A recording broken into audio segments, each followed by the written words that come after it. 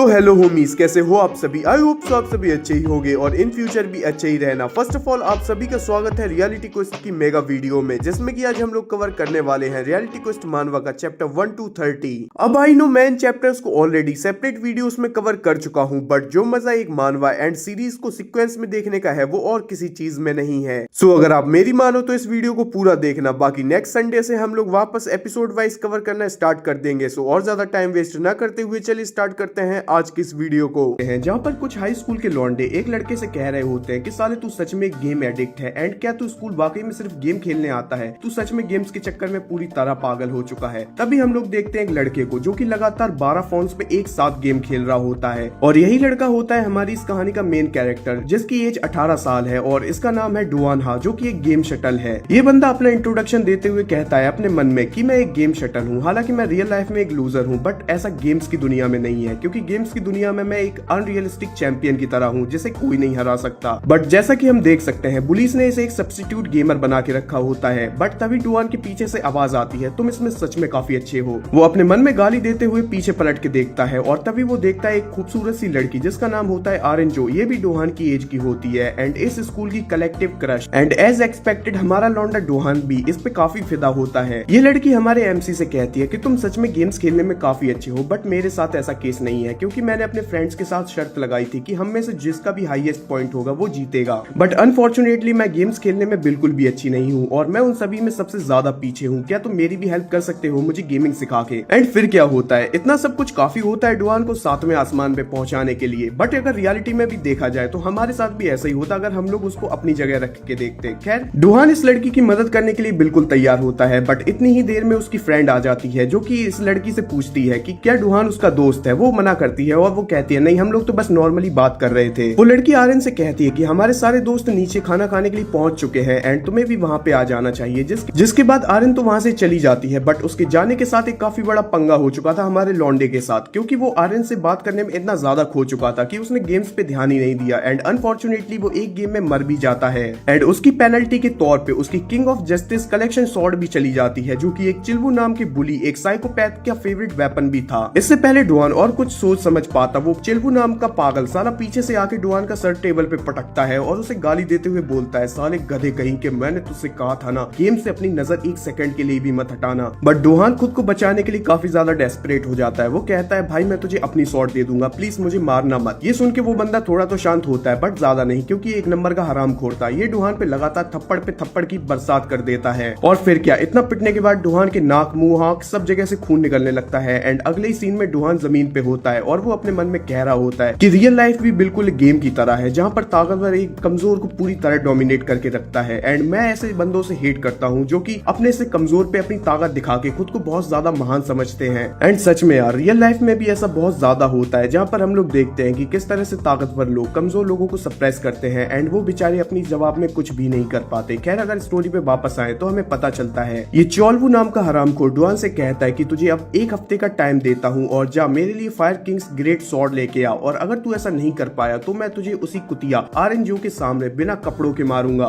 वो ये कह रहा है कि वो डुआन को नंगा करके मारेगा, वो अपनी बात नहीं कर रहा। डुआन उससे कहता है कि भाई लॉजिकली ये देखा जाए पॉसिबल ही नहीं है, क्योंकि वो एक काफी प्रीमियम आइटम है एंड 1 हफ्ते में इतना ज्यादा लेजेंडरी आइटम निकालना ये पॉसिबल नहीं है। बट डुआन जिस बंदे से रहम की उम्मीद कर रहा है वो ऐसा बिल्कुल भी नहीं करता, क्योंकि ये पागल डुआन को धमका के वहां से अगले सीन में निकल लेता है। डुआन अपने मन में खुद को और इन गेम्स को कोसते हुए कहता है, हाँ लगता है मेरी जिंदगी ऐसे ही चलती रहेगी। मुझे सच में इन गेम से बहुत ही ज्यादा नफरत है, इतनी ज्यादा कि मैं अपने शब्दों में उसे बयां नहीं कर सकता। बट अगले सीन में हम लोग इस हरामखोर का असली चेहरा देखते हैं, जहाँ पर ये अपने घर में आ चुका होता है और पूरी तरह से रेडी होता है गेम खेलने के लिए। एंड यहाँ पर हमें ये चीज कंफर्म कर दी जाती है कि ये बावला वाकई में गेम्स के पीछे पूरी तरह पागल हो चुका है। एक ऐसा बंदा होता है जो कि अपनी पढ़ाई लिखाई सब कुछ छोड़ के पूरी तरह गेम्स में लगा रहता है पूरे दिन भर, और तभी पुलिस ने इसे सब्स्टिट्यूट गेमर बना रखा है। खैर अब तो मुझे लगता है इसके साथ जो होता है वो सही है। एंड ऊपर से अब इस पागल की स्प्रिंग्स की छुट्टियां भी स्टार्ट हो चुकी होती हैं, जहाँ पर ये 1 हफ्ते के लिए टोटली फ्री है। एंड ऐसे बंदों को ऑफकोर्स पढ़ाई लिखाई से कोई मतलब होता नहीं, तो अब ये लगातार गेम खेल सकता है और फिर ये गेम खेलना स्टार्ट करता है, जहाँ पर हम देखते हैं कि जैसे ही गेम में लॉग इन होता है इसका लेवल मैक्स होता है, यानी कि लेवल 100। बट सडनली गेम में एक अपडेट आता है जिसकी वजह से इसका लेवल फिर से 0 पहुंच जाता है एंड इसे सब कुछ दोबारा से स्टार्ट करना होता है और इस बार मैक्सिमम लेवल होता है 200। ऑफ कोर्स डुआन की ये सब देख के फट जाती है एंड वो गेम खेलना स्टार्ट करता है। लगातार 24 घंटे तक वो गेम खेलता रहता है, बट उसके हाथ कुछ खास नहीं लगता। फिर क्या, गेम खेलते खेलते उसे 37 आवर्स हो जाते हैं। एंड इस बार तो ये बंदा पूरी तरह पागल हो चुका था, क्योंकि अपने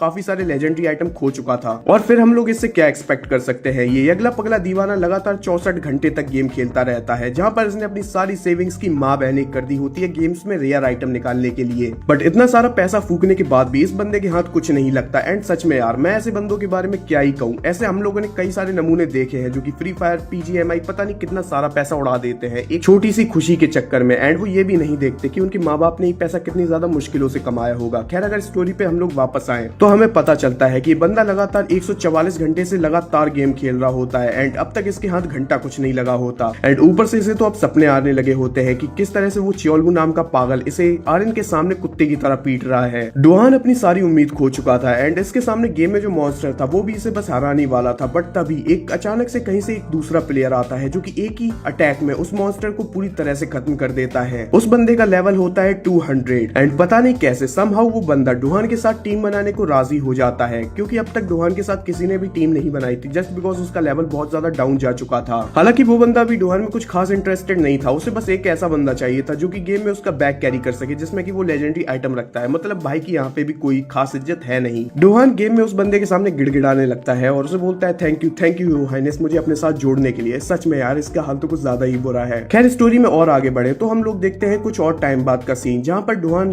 finally fire kings great sword जीत चुका होता है, वो भी इसी बंदे की दम पे। और हम देखते हैं फाइनली डुहान की किस्मत उसका साथ देती है, जहाँ पर वो एक नहीं बल्कि दो सॉर्ड जीत जाता है। एक वो सॉर्ड जो कि चियोल्वू ने मांगी थी, और ऊपर से फायर गॉड्स ग्रेट सॉर्ड भी उसे मिल जाती है, जो कि एक टियर 3 वेपन है। वो ये सॉर्ड बेच के काफी सारा रोकड़ा कमाने की सोच रहा था ऑफकोर्स गेम में, बट वो ऐसा नहीं करता, क्योंकि जिस बंदे ने उसकी मदद की थी उसे उसका एहसान चुकाने का भी आइडिया आता है। वो उस बंदे को फायर गॉड सॉर्ड दे देता है, क्योंकि भले ही वो एक लेजेंडरी आइटम था, बट वो चीज डुहान की कोई काम की थी नहीं। इसलिए वो अपनी टेबल से उठता है और फाइनली जा रहा होता है सोने के लिए, बट अचानक से वो वहीं पे गिर पड़ता है। एंड हमारे सामने काफी सारे न्यूज़पेपर्स के कटआउट आने लगते हैं, जिनमें लिखा होता है 18 year boy died by heart attack. इसका मतलब साफ था, डुहान ने पिछले 7 दिन से अपनी जिंदगी के साथ जो खिलवाड़ किया था उसे उसका रिजल्ट मिला। Excessive intake of caffeine and lack of sleep की वजह से डुहान को हार्ट अटैक आ चुका था। उसकी आंखें बंद होने लगती हैं एंड वो अपने मरते हुए आखिरी शब्दों में कहता है, मॉम मुझे माफ कर देना आपसे पहले मरने के लिए। ये सब कुछ उस हरामखोर चियोल्वू की वजह से हुआ है, जिसने कि मुझे इतना ज्यादा पुश किया। मैं सच में मरते हुए भी उसका पीछा नहीं छोड़ूंगा। काश मैं उसे एक ऐसा श्राप दे सकता जिसकी वजह से उसकी पूरी जिंदगी ही बर्बाद हो जाती। बट रुको एक सेकंड, अगर मैं मर चुका हूँ तो फिर आखिर मैं सोच कैसे पा रहा हूँ? क्या ये सब कुछ बस एक सपना है? बट तभी उसके सामने एक क्वेस्ट विंडो ओपन होती है, जिस पे लिखा होता है प्लेयर डुहान हा, एंड उसका वहां पे लेवल लिख के आ रहा होता है, जो कि होता है एक सब्स्टिट्यूट पावरलेस गेम शटल। जिसे देख के डुहान कहता है, हाँ अब ये भी मेरा मजाक उड़ा रही है। क्या ये वाकई में एक सपना है? एंड अगर वाकई में सपना है तो मरने से पहले इससे ज्यादा भी वाहियात चीज मेरे साथ और कुछ भी हो सकती है क्या? बट तभी अचानक से उसकी आंखें खुलती हैं, वही एक हफ्ते पहले वाले सीन में जहाँ पर वो चियोल्वू से मार खाया था, जिसके बाद ये सब कुछ शुरू हुआ था। वो उसके सामने खड़ी होती है वही खूबसूरत सी लड़की एरन जो कि उसके क्लास से जा रही होती है, और वो डुहान को थैंक यू कह रही होती है उसके साथ टाइम स्पेंड करने के लिए। और तभी डुहान देखता है कि फिर से सब कुछ वैसा ही हो गया है, जहाँ पर वो उस गेम में मर गया और उसका लेजेंडरी वेपन चला गया था। और तभी वो चियोल्वू नाम का बंदा पीछे से आके डुहान को बिल्कुल वैसे ही पटकता है टेबल पे, जैसे कि उसने लास्ट टाइम किया था। बट इस बार सीन अलग था। डुहान के सामने लगातार अलग अलग क्वेस्ट विंडो ओपन हुए जा रही थी, जिन पे कुछ ना कुछ लिखा हुआ था कि डुहान हा एक प्लेयर है जिसने की क्वेस्ट विंडो को एक्सेप्ट किया है, एंड अब उसे कैलकुलेशन के हिसाब से एक्सपीरियंस पॉइंट्स मिलेंगे, जिसके बाद उसका पावर अप होगा। बट डुहान इन सब चीजों पे ज्यादा ध्यान नहीं दे रहा होता है, क्योंकि उसका सारा ध्यान होता है उस चियोल्वू नाम के बंदे पे। आई डोंट नो इस बंदे का नाम चियोल्वू है या चियोल्वू, जो कुछ भी है, बट ये एक नंबर का हरामखोर है। साले गधे कहीं कि तू आखिर खुद को समझता क्या है? तेरी वजह से मैं कितना ज्यादा सफर किया हूँ तुझे पता भी है। तेरी वजह से मैं पूरे एक हफ्ते तक नहीं सोया, लगातार गेम खेलता रहा, अपनी सारी सेविंग्स उड़ा दी, एंड एट लास्ट उसके बाद मुझे क्या मिला? एक दर्दनाक मौत। साले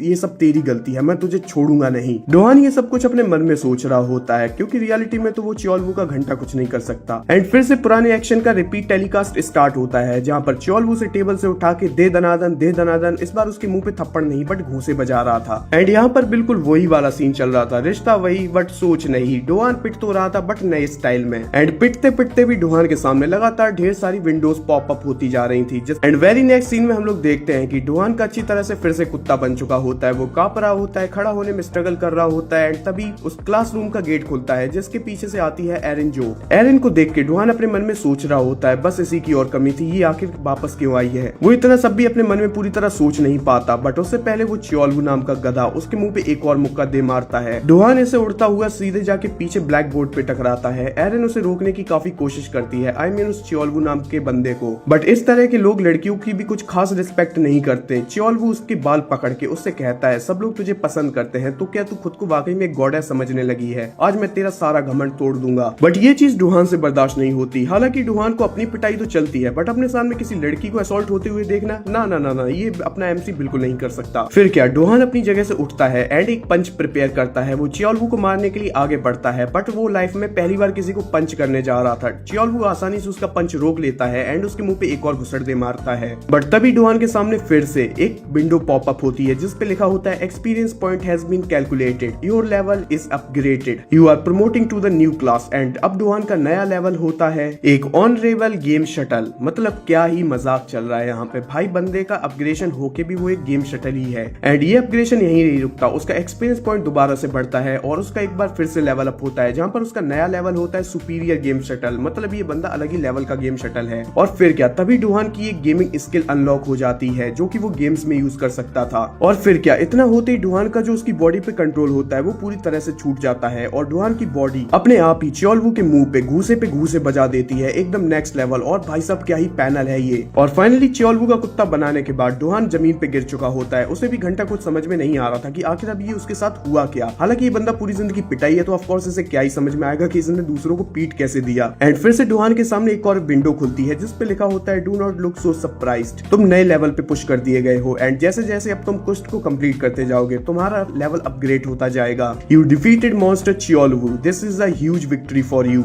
and you received 200 experience points, congratulations Dohan. हाँ, एंड डोहान को फिर से एक नए गेम लेवल पे अपग्रेड कर दिया जाता है जहां पर उसकी नई क्लास होती है और शील्डेड गेम शटल, जो कि डोहान से पूछ रही होती है कि क्या वो खड़ा हो सकता है, क्योंकि उसने जस्ट अभी एक बहुत ही कमाल की फाइट की थी। आर्यन डोहान से कहती है कि क्या तुम्हारे सर पे चोट लग चुकी है, तुम एक सेकंड रुको, मैं अभी स्कूल नर्स को बुला के लाती हूँ। बट डोहान इनमें से किसी चीज पे ध्यान नहीं दे रहा होता है क्योंकि भाई के दिमाग में तो अलग ही चीजें चल रही होती हैं। वो सोच रहा होता है आखिर मेरे साथ हो क्या रहा है, पहले सडनली मेरी डेथ हो गई, उसके बाद मैं टाइम में पीछे आ गया और मेरे सामने अचानक से एक सिस्टम विंडो पॉपअप हो गई जो कि मुझे बिल्कुल वैसी स्किल्स दे रही है जो कि गेम्स में मैं यूज किया करता था बचपन में। जब मैं एक गेम एडिक्टेड बच्चा था, मैं हमेशा गेम फैंटेसी नोवेल्स पढ़ता था जहाँ पर एक मेन हीरो को अचानक से बहुत सारी स्किल्स मिल जाती हैं जिन्हें कि वो गेम्स की तरह यूज कर सकता था और उसकी मदद से वो सारे बुलीज को तोड़ के रख देता है। तो क्या सच में इसका मतलब मैं भी अब स्ट्रॉन्ग बन चुका हूँ, मतलब अब मैं एक बीस्ट हूँ जिसे कि कोई भी नहीं रोक सकता था। डोहान ये सब कुछ अपने मन में सोच ही रहा होता है, बट अचानक से उसके सामने एक और सिस्टम विंडो पॉपअप हो जाती है जिसपे लिखा हुआ होता है कि सब्स्टिट्यूट गेमर के स्पेसिफिक इफेक्ट्स को अप्लाई कर दिया गया है। डोहान हा के सारे स्टैट्स को लॉक किया जाता है। अब वो ना ही किसी स्किल का यूज कर पाएगा और ना ही किसी दूसरी चीज का। और कुछ देर पहले डोहान का जो लेवल 100 शो कर रहा था वो भी अचानक से गिर के लेवल 1 पे आ जाता है। डोहान इन सब चीजों से शॉक हो ही रहा था। वो अपने मन में कह रहा था, साली क्रेजी बास्टर्ड, आखिर ये मेरे साथ चल क्या रहा है? अगर तुम्हें मुझे स्टार्टिंग से इतना कमजोर बनाना था तो तुमने मुझे ताकतवर ही क्यों बनाया? ये आखिर मेरे साथ किस तरीके का मजाक चल रहा है? बट तभी उसके सामने से अचानक से एक और विंडो पॉपअप होती है जिसपे लिखा होता है कि उसने मॉन्स्टर चियोलवू को डिफीट कर दिया है, जिसके रिवॉर्ड के तौर पे उसे एक गोल्डन की दी जाती है। और कुछ ही सेकंड्स में डोहान के सामने एक गोल्डन की आ भी जाती है जिसका डोहान को कुछ भी अता पता नहीं होता कि आखिर इसके साथ करना क्या है। जिसके बाद हम लोग थोड़ी देर बाद का सीन देखते हैं जहाँ पर डोहान अपनी मरम पट्टी करवाने के बाद कॉरिडोर में जा रहा होता है जहाँ पर कुछ लौंडे उसी के बारे में बात कर रहे होते हैं कि किस तरह से उसने चियोलवू को पीटा।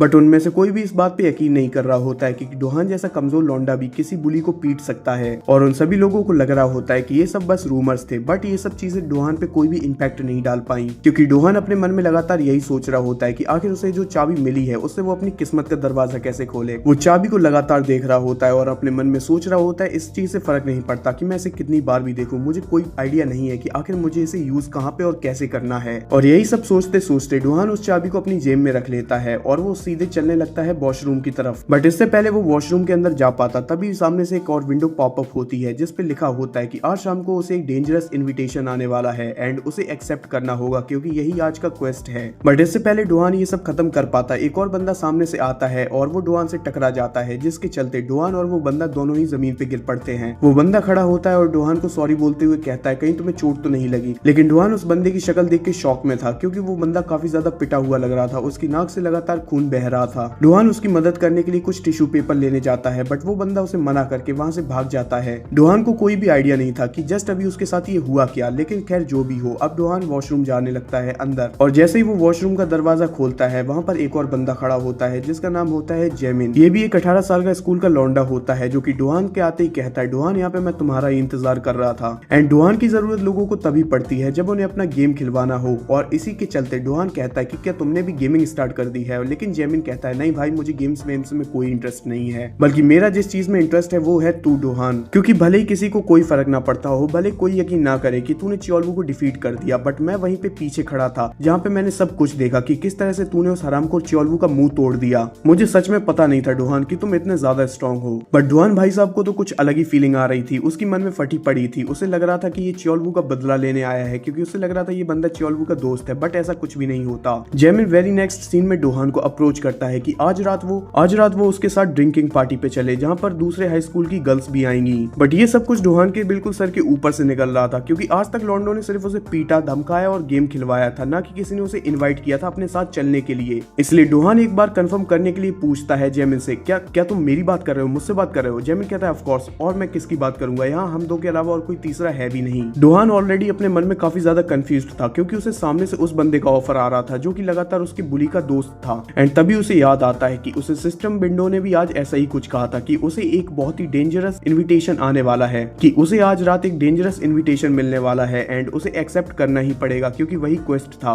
बट वो डेंजरस इन्विटेशन में जो डेंजरस वर्ड था ना, उसके चलते डुहान की एकदम फट गई थी। वो बस कैसे भी जेमिन को मना करना चाहता था और ये बात टाल के घर को भागना चाहता था, ताकि वो इन सब चीजों से बच सके और उसे पुलिस के चक्कर में भी नहीं पड़ना था। और ऐसा ही होता है। डुहान जेमिन को मना करते हुए कहता है कि आज मुझे अपनी ग्रैंडपा की कब्र पे जाना है, क्योंकि आज उनका मेमोरियल है। हालांकि उसने क्वेस्ट को रिजेक्ट कर दिया होता है, बट क्वेस्ट विंडो से ऐसे नहीं छोड़ने वाली। जेमिन तो वहां से चला गया होता है, बट अब उसे मिलने वाली थी कर्री वाली पेनल्टी। और तभी डुहान अपनी पैंट खोलता है सुसु करने के लिए, बट तभी उसके सामने से एक और विंडो पॉपअप होती है जिसपे लिखा होता है quest rejected, penalty will be given. And इससे पहले डुहान और कुछ सोच पाता, उसके प्राइवेट पार्ट में एक अचानक से बहुत ही ज्यादा दर्द होने लगता है। उसे बिल्कुल ऐसा फील हो रहा होता है कि काफी सारे अफ्रीकन भैंसे एक एक करके लगातार डुहान के प्राइवेट पार्ट पे हिट करे जा रहे होते हैं, और ये सब देख के डुहान की हालत खराब हो चुकी होती है। और तभी हम लोग देखते हैं दो लड़कों को जो कि वॉशरूम में बातें करते हुए आते हैं, बट तभी वो उन्हें आवाज आती है कि आखिर यहाँ पे हो क्या रहा है। वो देखते हैं डुहान हा को जो कि जमीन पे पड़ा हुआ चिल्ला रहा होता है, क्योंकि पेनल्टी के चलते इस बेचारे की हालत खराब हो चुकी होती है, क्योंकि इसके प्राइवेट पार्ट पे लगातार काफी सारे भैंसों का अटैक होता जा रहा था और ये डुहान की हालत खराब हो चुकी थी। डुहान जमीन पे लेटे लेटे ही सुसु कर रहा था। और सबसे कमाल बात तो ये थी कि ये पेनल्टी लगातार 60 मिनट तक चलने वाली थी। डुहान बेचारे से ये चीज 60 सेकंड तक नहीं संभाली जा रही थी। 60 मिनट तो बहुत दूर की बात है। एंड अब डुहान के पास कोई दूसरा ऑप्शन नहीं था, वो क्वेस्ट को एक्सेप्ट कर लेता है, जिसके बाद हम लोग देखते हैं शाम का सीन, जहाँ पे डुहान मिलने आ चुका होता है जेमिन से। हालांकि इस पूरे टाइम पे डुहान की फटी पड़ी होती है, बट वो कैसे भी करके जेमिन से हाय बोलता है।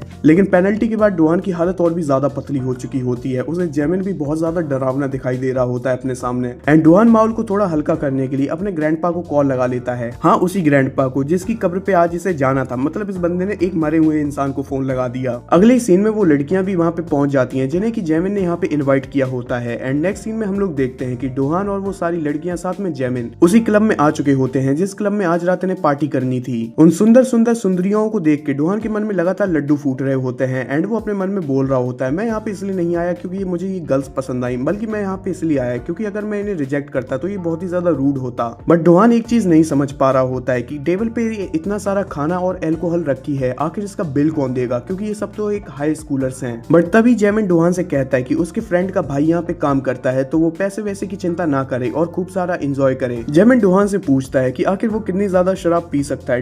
डुहान उस बेचारे ने आज से पहले कभी कुछ नहीं पिया होगा, और यही चीज डुहान कहता भी है कि मैंने आज से पहले कभी शराब नहीं पी, इसलिए मुझे कोई भी एक्सपीरियंस नहीं है। हालांकि वो लगातार अपने मन में सोच रहा होता है कि ये जेमिन लौंडा इतना भी बुरा नहीं है जितना शायद मैं समझ रहा था, क्योंकि ये मेरा बिल भी पे कर रहा है। बट तभी जेमिन अपना असली रूप दिखाना शुरू करता है। वो कहता है, मेरा वॉलेट यहाँ पे आने ही वाला होगा, तो कोई भी बिल की चिंता मत करो, जो चाहे वो ऑर्डर करो, आज की ट्रीट मेरे वॉलेट की तरफ से है। हालांकि डुहान अपने मन में कंफ्यूज था कि इसे ये बार बार जो अपना वॉलेट कह रहा है आखिर वो है कौन। डुहान पीछे पलट के देखता है एंड वो देखता है जिहान को, और ये वही बंदा होता है जिससे कि आज सुबह डुहान स्कूल में टकराया था। हालांकि ये बंदा इतनी ज्यादा बुरी कंडीशन में लग रहा होता है ना कि पूछो ही मत। और तभी डुहान को याद आता है कि जब ये बंदा वॉशरूम से बाहर निकला था तब इसकी नाक से खून निकल रहा था। इसका मतलब साफ था कि जेमिन ने इसे अच्छे से ठोका पीटा होगा। वो जिहान को धमकाते हुए बोलता है कि अगर साले तुझे मरना नहीं है तो चुपचाप अपना बटवा सामने रख दे। एंड ये सब कुछ देख के डुहान की तो बिल्कुल लिटरली फट के हाथ में आ चुकी होती है। जेमिन जिहान को अपने साथ बैठाता है एंड उसे भी अल्कोहल ऑफर करता है, बट जेमिन हरामखोर जिहान जिहान की गिलास में अल्कोहल डालने की जगह उसके पैंट पे डाल देता है और उसका मजाक उड़ाते हुए कहता है कि तुझे आज व्हाइट पैंट पहन के नहीं आनी चाहिए थी,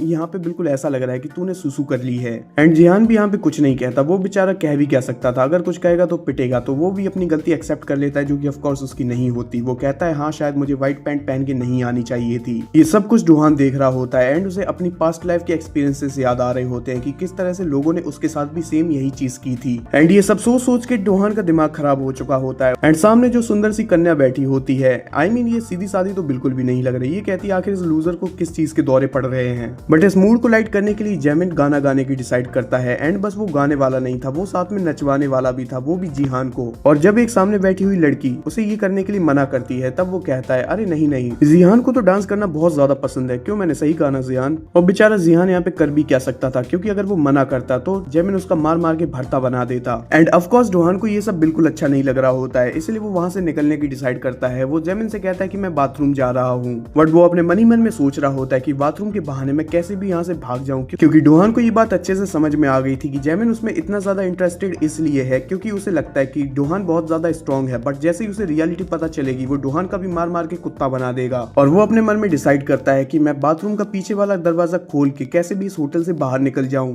बट डोहान ऐसा कुछ भी नहीं करता क्योंकि उसे लगातार जिहान की याद आ रही होती है। एंड एज कम पे वो जिहान की जगह अपने खुद को रख के देख रहा था। एंड जो कि डोहान खुद भी ये सब कुछ सर्वाइव कर चुका होता है, इसलिए उसे जिहान से काफी ज्यादा सिंपैथी होती है। वो वापस से उसी कैरियोके के उसी कमरे में जाता है जहाँ पर ये जैमिन वगैरह लोग बैठे होते हैं। वो गेट खोलता है और सामने देखता है कि जिहान की पैंट उतर चुकी है। डोहान जैमिन से कहता है कि इस बंदे की पैंट कहाँ है। जैमिन कहता है कि इस बंदे की पैंट गंदी हो गई थी, इसलिए मैंने उसे धोने डाल दिया है और तुम ज्यादा हाइपर मत हो क्योंकि मैंने उसे ये सब पूछ के किया है। बट डोहान को तो पता था कि इसने कुछ भी पूछा नहीं होगा, बल्कि इसका जो मन आया होगा इस सुअर ने वही किया होगा। डोहान जैमिन से जिहान की पैंट मांगने की कोशिश करता है और अपना हाथ आगे बढ़ाते हुए कहता है कि चुपचाप मुझे वो चीज दे दे। बट इससे पहले डोहान पूरा सेंटेंस खत्म कर पाता, पीछे से गेट खुलता है और वो देखता है लोगन ली को। लोगन ली से मेरा मतलब इन दी सेंस क्योंकि ये बंदा काफी हद तक लोगन ली जैसा ही लग रहा होता है। इसके पूरे शरीर पे खून के थप्पे लगे होते हैं और इसके टैटू भी बिल्कुल लोगन वाली वाइब दे रहे होते हैं। ऐसे हट्टे कट्टे बंदे को अपने सामने देख के डोहान की तो एकदम हालत खराब हो चुकी होती है।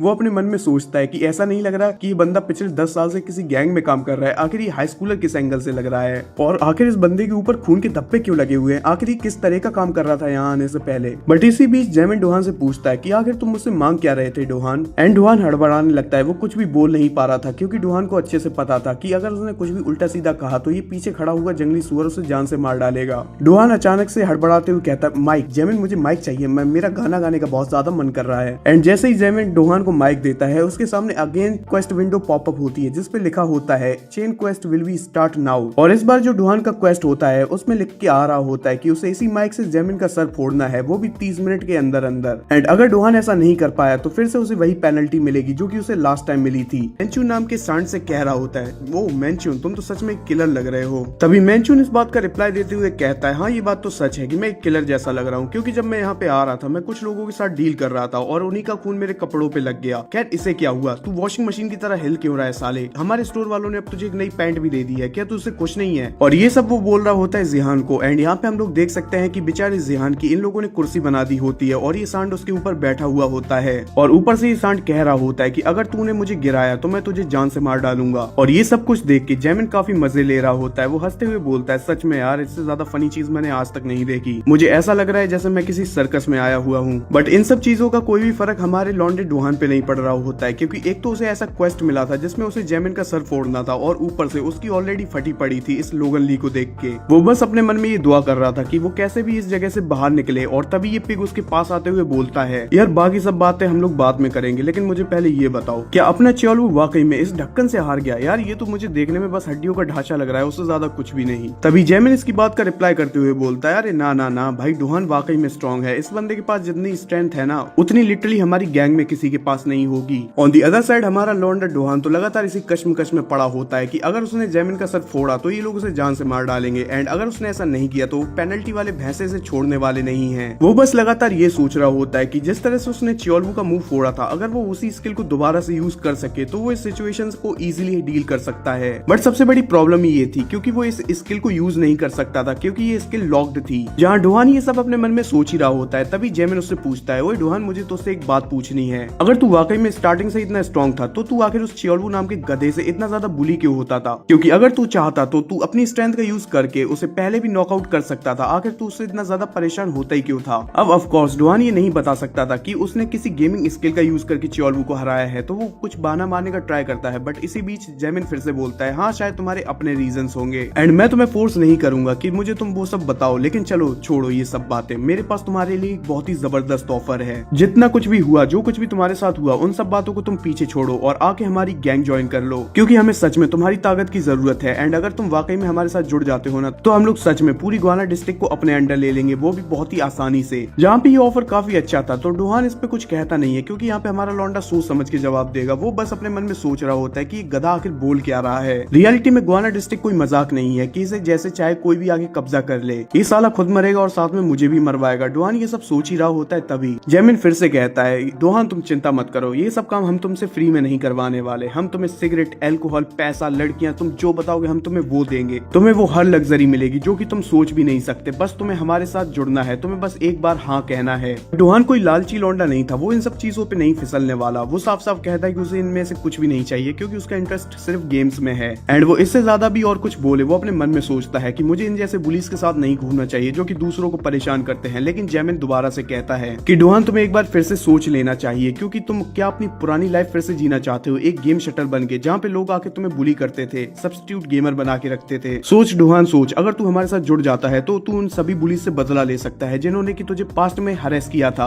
और सिर्फ इतना ही नहीं, तू खुद भी एक बुली बन जाएगा और तू जो चाहे वो दूसरों से करवा सकता है। और इतना सब बोल के जैमिन तो वहां से चला जाता है। एंड इन बातों ने डुहान के मन में एक गहरा इंपैक्ट छोड़ दिया होता है, क्योंकि डुहान भले ही चीजों के नाम पे ना फिसले, बट वो भी अपनी इस लूजर वाली लाइफ से तंग आ चुका था एंड वो भी इन सब चीजों से आगे बढ़ना चाहता था। खैर डुहान इस ऑफर के बारे में और कुछ सोचता, तब तक जिहान उसे इंटरप्रेट करते हुए कहता है, डुहान मेरे पास तुम्हारी एक चीज है। दरअसल जब तुम सुबह मेरे से टकराए थे, तब मेरे पास तुम्हारी एक चाबी आ गई थी गलती से, मैंने इसे ध्यान नहीं दिया और अपना समझ के उठा लिया था। और ये वही की होती है जो कि डुहान को रिवॉर्ड में मिली थी चियोलवू को डिफीट करने के बदले। डुहान थैंक यू बोलता है, बट जिहान उसका थैंक यू नहीं सुनता। वो सीधे बात काटते हुए कहता है, डुहान मेरी बात सुनो, मुझे लगता है तुम्हें जैमिन जैसे लोगों के साथ नहीं जुड़ना चाहिए। और जब डुहान उसे पूछता है कि आखिर वो ऐसा क्यों कह रहा है, तब वो कहता है कि तुम मुझे एक बुरे इंसान नहीं लगते, अनलाइक द जैमिन और वो जो सांड वहां पे घूम रहा है उसकी तरह। और ये सुन के डुहान को भी रियलाइजेशन होता है कि वो अभी कुछ ही सेकंड्स पहले कैसा बनने जा रहा था, वो आखिर करने क्या जा रहा था। लेकिन इससे पहले वो और कुछ सोच पाता, उसके सामने अचानक से सिस्टम विंडो पॉपअप होती है। इसका मतलब साफ था कि अगर डुहान ने 3 मिनट के अंदर जैमिन का सर नहीं फोड़ा तो उसे पेनल्टी देनी पड़ेगी।